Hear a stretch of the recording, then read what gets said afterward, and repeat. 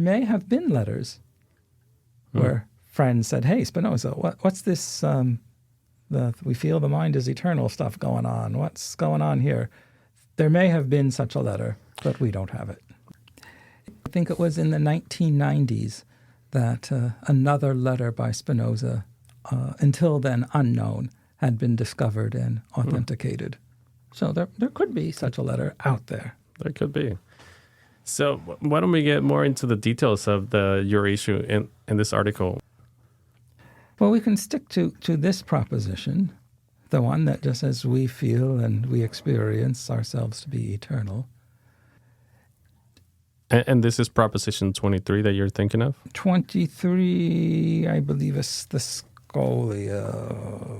For people listening, Spinoza writes in a geometric method where he presents, like Euclid's elements, different definitions and axioms. From those he derives different propositions. Now and then he'll add some side comments, and these are called scholia or scholium, if there's only one. Right. So so it's a scholium of Proposition 23, Part 5. Right. So I'll mention Proposition 22 here because I have it in front of me. Proposition 22 says, "Nevertheless, there is necessarily in God an idea which expresses the essence of this or that human body under a form of eternity." Proposition 23 says, in my translation, "The human mind cannot be absolutely destroyed along with the body, but something of it remains which is eternal." And that seems to be the most problematic proposition, doesn't it? That is quite a problem because that seems to violate what we identified as parallelism, what we have claimed is the notion that mind is equivalent to the body. And so if the mind is not absolutely destroyed, but yet the body is, you're adding up 1 and 1 and not getting 2. Right. Something's gone wrong. So the main problem, as I see in your article, is not so much what really should be what's alarming in those passages in the Ethics, which is that Spinoza seems to be violating his own, contradicting his own philosophy up to that point, that parallelism that we've been talking about. The controversy seems to surround the wording of Spinoza's claim. And what I understand from your article is that you say that Spinoza says that we feel as if we are eternal. And people have taken him to say that he's claiming to know that we are eternal.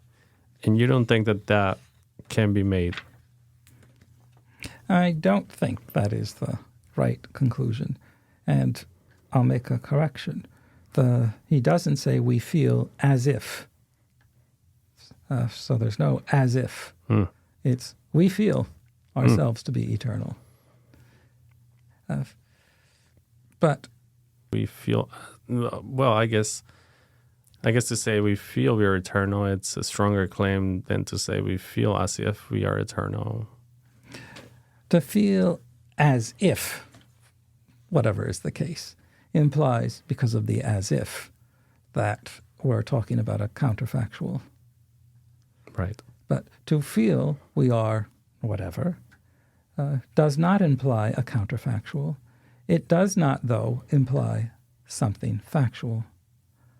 I can feel as if I am worth $1 million because I just had a terrific day. Right. But I said as if. I feel like $1 million, we might say. But I don't mean to say if you touched me, it would be like the sensation of touching $1 million bill, nor does it mean to say that I feel whatever $1 million bill feels like.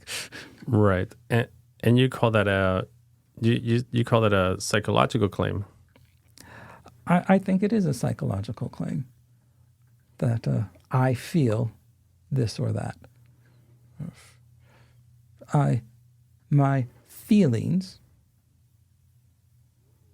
and we don't have to try to bend what Spinoza says to get us there. It's all very directly clear from his work. Our feelings are the results of things that have happened to us and our own mental or physical setup. So I cannot control or help the feelings. These, I'll say, more happen to me than are things that I might conjure up. Right. So I think you do a really good job at saving Spinoza from himself. You say in your article, nowhere here do we find that experience determines us solely to have true or adequate ideas about these certain essences, end quote. What I understand that you're saying is that Spinoza says that we experience or we feel eternity, but feeling is different from knowing. There is no guarantee that experience gets us to adequate knowledge about the world. This is true. We can feel or have experienced something. The feelings, the thing we are experiencing may in fact be, I'll say, the truth, may be real, but not necessarily. We can compare this to assuming I can do the math correctly. I should be able to solve an algebra problem, and when I add up 1 plus 1, and I tell you, I know the answer is 2. That's for real. That's true. Right.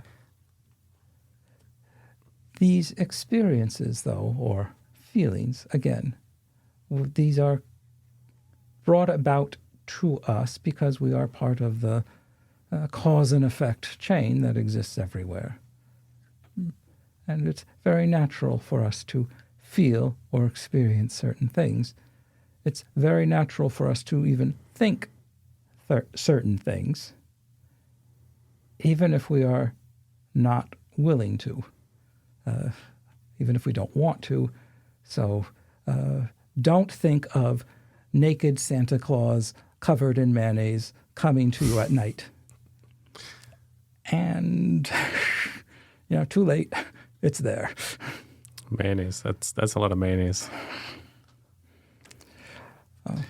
So it seems like, so you say, in any case, that we are eternal is nothing we can deduce or demonstrate from Spinoza or through Spinoza, even though we might have such an experience, which is something that happens to us.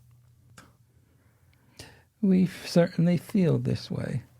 Well, I guess the question, sorry to interrupt, but I guess the question is, I've never, so that's also strange, even though it's a psychological fact, it's a strange psychological fact. I've never pictured myself as being infinite or eternal.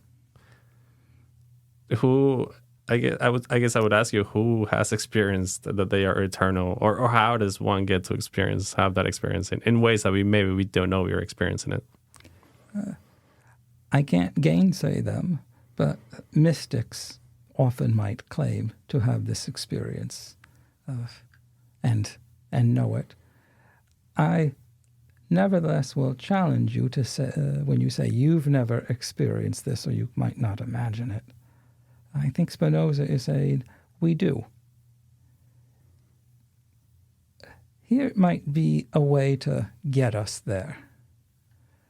We all understand that we are limited.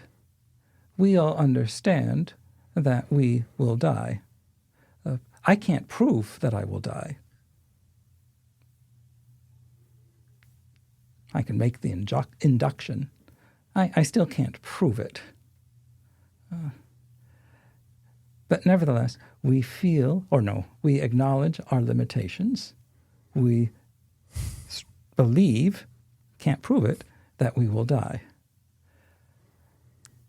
That you even entertain this notion of being limited or that you will die. I can't say even next thought But the thought that comes with it immediately is limitation, not limitation. Die, not die. You can't help but imagine infinity, unlimitedness, not dying. Yeah, I mean, and there's also a connection to Spinoza and death, right? Because Spinoza says at some point, somewhere in the Ethics, that the free man never thinks about death. The free man, yes, the free person thinks least of death. Thinks least of death. But you're saying when we consider the span of our lifetimes, when we think about the finite, there's an implicit sense of eternity. And whenever I think of death, so help us understand more. Sorry, Tell us how we can think of ourselves as eternal. We can do it this way. I think this is easy for most people. So imagine the year is now 2150. It is likely that all of us alive now in 2025 will be dead. But let's still imagine that year, 2150. However you think of it, maybe the earth has been annihilated. Maybe it's a new Eden. Maybe it's still the same old, except different characters. If you are thinking about that future time, you have implicitly put yourself there. You cannot think of yourself as not existing. And so you cannot honestly say, no, I don't think of myself as eternal or as existing forever, because you cannot think of not existing. Right. In other words, what you're saying is what we cannot do is think of our death. Or I can think of my death, but I can't think of my not existing. Right. That's an interesting way of looking at it. You will always be there at that. You always put yourself into that time, into that place when you are imagining, oh, what about when dinosaurs roamed the earth? What would it be like if I were there? Aha, I were there. Okay, I'm not going to put myself there. Right. I'm just imagining what it was like, but you're there if it's getting imagined by you. Right. And I think that this is a problem that also comes up with Heidegger and being towards death. Except maybe Heidegger should have done better. Well, I remember that was one of the claims that this was either Derrida or Professor Otterton said, well, it seems like Heidegger is wrestling with the problem of not being able to show like that we die. And somebody made that point of like, it almost seems like there's a problem of not being able to die or not being able to show that we die. Like we feel as if we die, but we cannot prove it. Yeah, Heidegger might have used the word being through death. You're saying that would have been a better word to use? I think off the top of my head, without giving it thought, yeah, I'll go with that right now. Because that would explain that. If it's being toward death, it kind of implies, yep, I'm going to die, that's it, done. But I can't believe that's what Heidegger is asking us, how Heidegger is asking us to conceive of ourselves. Well, I think actually that's the way he thinks about it, being towards death. I think that's why he calls it being towards death, is towards the event, and that's why in a passage in Beginning in Time he says about the actual event of death, or even the after the event of death. There's nothing we can say. All we can say is our relationship towards that event, if you will.